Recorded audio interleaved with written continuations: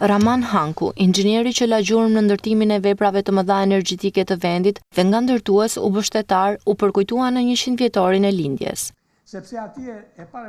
Në aktivitetin që bëri bashk, inxhinier, studiues e familjar, u nderua jeta dhe vepra e njeriut që për dekada u konsiderua si specialist inovator në Shqipërinë e gjysmës së shekullit të 20. Rahman Hanku, sipas inxhinierit Shkëlqim Bumçi, ishte shembull i përkushtimit profesional.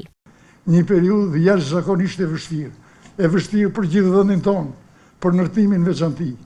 U prishëm me kinezët, u pren nimat, veprat kishin me përgjysë duheshin përfundu, presioni ka qenë jashtëzakonshëm. Është një meritë e jashtëzakonshme e Rahman Hankut si ministër, që ditit maj ekuilibër, ditit maj presionin, ditit mos dozoj ndërtuesit. Inxhinieri Faruk Kaba theksoi veprat më të rëndësishme infrastrukturore të Hankut, nga rikonstruksioni i portit të Durrësit deri tek ndërtimet e hidrocentraleve. Gjithkush mund të marrë mençurinë, korreksin, komunikimin, eksperiencën, kurajon, durimin, urtësinë, zgjidhjen e situatave e tjerë. Në ato vite emri i Rahman Hankut u kthye pothuajse në një mit, ikon, shtyllë e kohës. Ai ishte personifikimi i vërtetë i ndërtimit. Në 100 vjetorin e lindjes, Rahman Hanku u vlerësua për kontributin në ndërtimin e veprave më me rëndësi të veçantë që u ka mbetur brezave. Kënaqësi të jap lulet vajzës së Rahman Hankut.